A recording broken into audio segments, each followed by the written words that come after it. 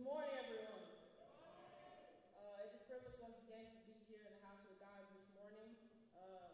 It's amazing that I'm very happy to be here and be in God's house. Realize that the fact that I'm still alive is a blessing, considering the fact that 2020 has been weird and things like that. But the Lord has been good to us, has He not? Without getting too much into things, I want to get into the Word of God. So I'm going to invite you all to turn your Bibles or whatever you have to the book of Daniel. Looking at Daniel chapter 1, and we're going to look at verse 1 through 6. Daniel chapter 1, 1 through 6. And I'm going to read from the King James Version. It says, in the third year of the reign of Jehoiakim, king of Judah, came Nebuchadnezzar, king of Babylon, unto Jerusalem, and besieged it. And the Lord gave Jehoiakim, king of Judah, into his hand, which part of the vessels of the house of God, which he carried into the land of Shinar, to the house of his God, and he brought the vessels into the treasurer's house of his God. And the king spake unto Ashpenaz, the master of his eunuchs, that he should bring certain of the children of Israel, of the king's seed, and of the princes, children in whom was no blemish, but well-favored, skillful in all wisdom, and cunning in knowledge, and understanding science, and such as had ability in them to stand in the king's palace, and whom they might teach the learning and the tongue of the Chaldeans. And the king appointed them a daily provision of the king's meat, of the wine which he drank, so nourishing them 3 years, that at the end thereof they might stand before the king. Now among these were the children of Judah, Daniel, Hananiah, Mishael, and Azariah.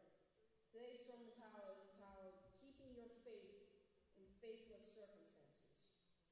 Keeping your faith in faithless circumstances. Let's pray. God, I ask that you please speak to us today. In Christ's name we pray. Amen.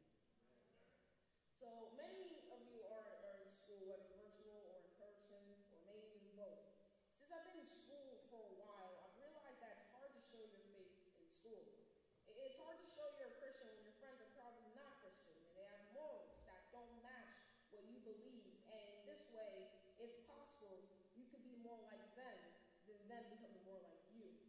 And so our story today comes from the book of Daniel, but for context, we're going to look at 2 Chronicles 36. And to summarize, the chapter talks about how the king of Judah was having kings that did evil in the sight of God. And it comes to the point where the chief of the priests and the people were doing abominations and were polluting the house of God. And I invite you to read with me verse 15.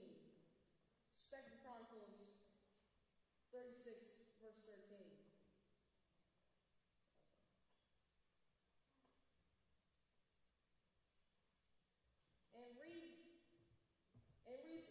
And the Lord God of their fathers sent them by his messengers, rising up betimes and sending, because he had compassion on his people and on his dwelling place. But they mocked the messengers of God and despised his words and misused his prophets, until the wrath of the Lord arose against his people, till there was no remedy. Therefore he brought upon them the king of Chaldees, who slew their young men with the sword and in the house of the sanctuary, and had no compassion upon young man or maiden, old man or him that stooped for age. He gave them all into his hand. And in verse 18 to 20, it talks about how they burned the house of God along with the vessels. And it talks about how they broke the wall of Jerusalem and the palaces with fire.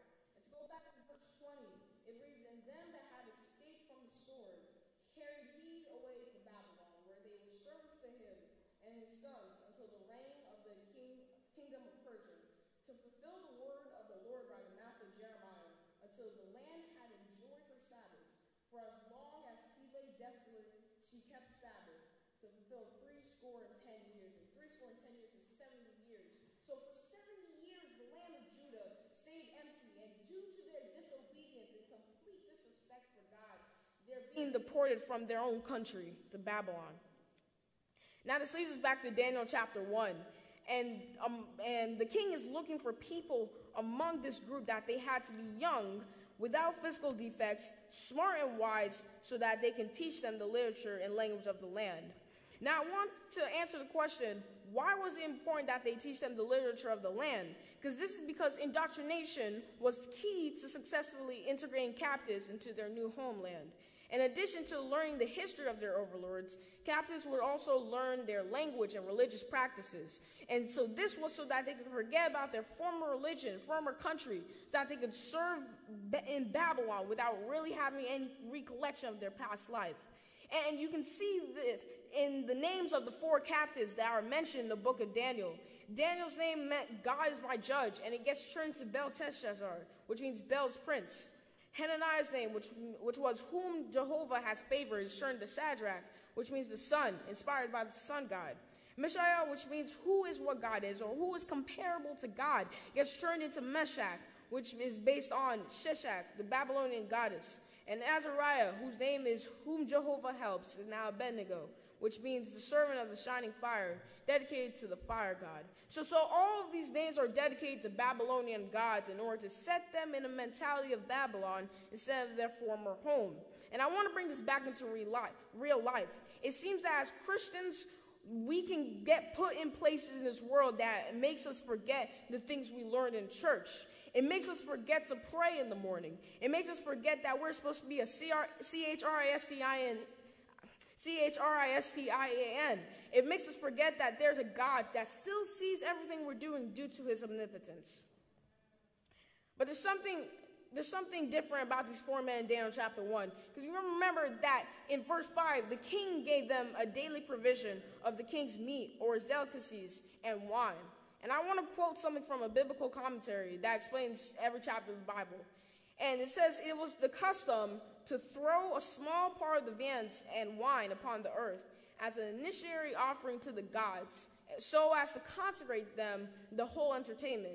To have partaken of such feasts would have been sanctioned idolatry, and was forbidden even after the legal distinction of clean and unclean meats was done away.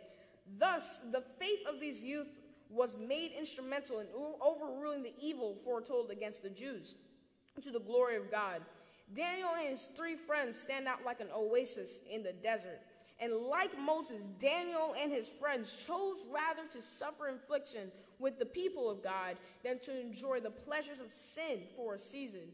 He who is to interpret divine revelations must not feed on the dainties nor drink from the intoxicating cup of this world.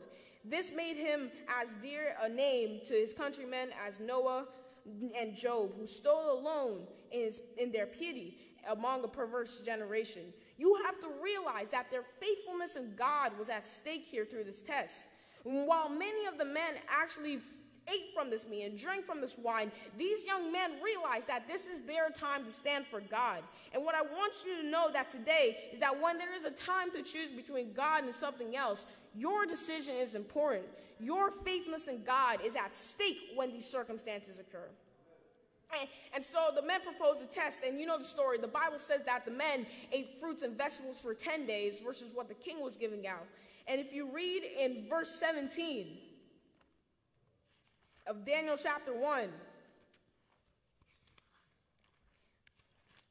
it reads that as for these 4 children, God gave them knowledge and skill in all learning and wisdom, and Daniel had understanding in all visions and dreams. And verse 20 it states, and in all matters of wisdom and understanding, that the king inquired of all of them, and he found them 10 times better than all the magicians and astrologers that were in his realm. What am I trying to show you right now? I'm trying to show you that God rewards faithfulness. And so when you stand for God, God stands with you and is for you.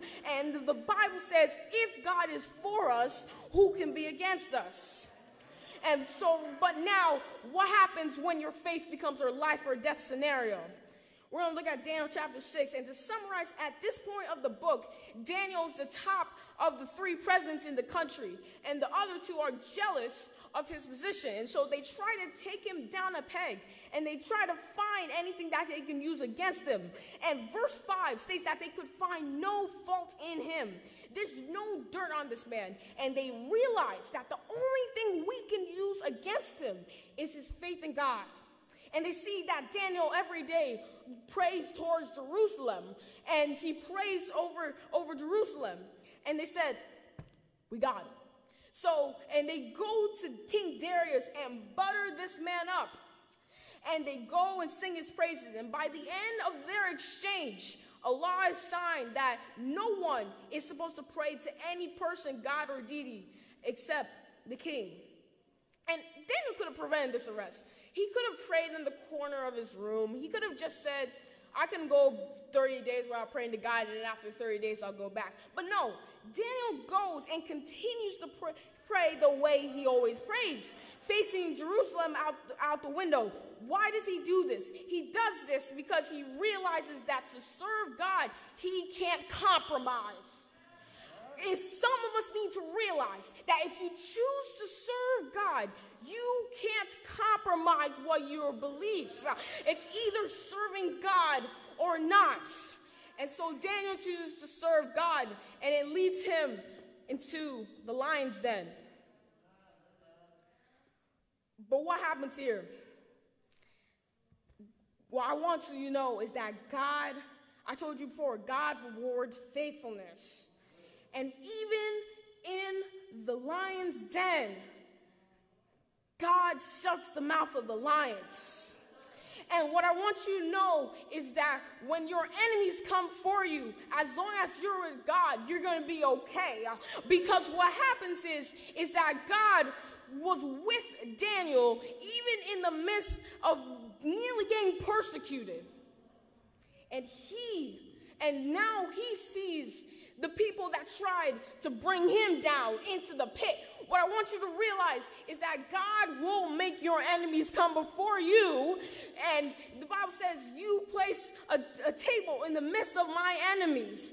What I want you to know is that God rewards faithfulness. I want you to know that God truly will make your enemies bow towards you. And so that they can recognize that there is a God in heaven who cares for his faithful. And so, and when it comes to the point where your faithfulness does end up meaning your death, and then it doesn't seem like there's a way out. You're gonna die because of your belief in God. There is a verse. You can say that you fought the good fight.